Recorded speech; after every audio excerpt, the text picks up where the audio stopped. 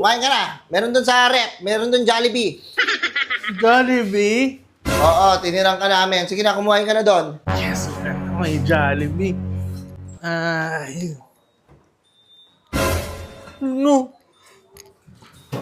Si Jollibee to eh. Si Jollibee to eh. Ma, si Jollibee yan eh. Hoy, ba't ako binato? Bakit mo ko binato? Bakit mo ko binato? Si Jollibee yan eh. Hindi ako magkain yan eh. Kaya nga, di ba gusto mo Jollibee? Oh, kainin mo itong Jollibee. Kainin mo yung Jollibee. Kainin mo yung Jollibee. Di ba? Sobrang lagi na kayo tanghali nagigising. Di ba? Wala na kayong makakain dahil tanghali. Naiinis na ako sa'yo, ha? Di ba? Ano ka, wak?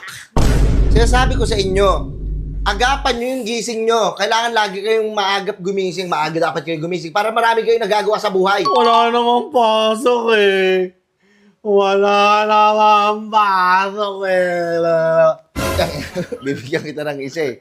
Sinasabi ko sa inyo, agahan nyo palagi yung gising nyo kasi pag maaga kayo nagigising, marami kayong pwede magawa sa buhay nyo. Tapos katulad mo ngayon, anong oras na? Maghahapon na. Ano na madadatan mo? Wala nang biyaya pag late ka na. Ang lahat ng mga nahuhuli, ang lahat ng mga nahuhuli, yan. Konti na lang yung mabibigyan yan sa mga ganyan. Kaya kailangan agapan mo. Pag ikaw na una, swerte ka. Ibig sabihin, wala na sa Jollibee. Nakakin na ako.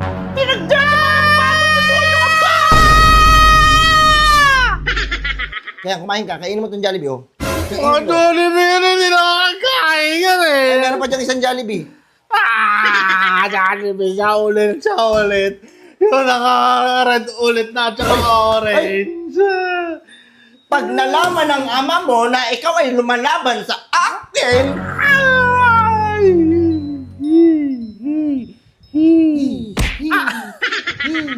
kumain ka dyan. Ayun, oh.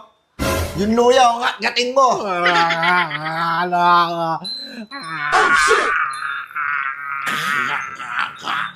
Nakakasar ka pa! Ano ba gusto mo?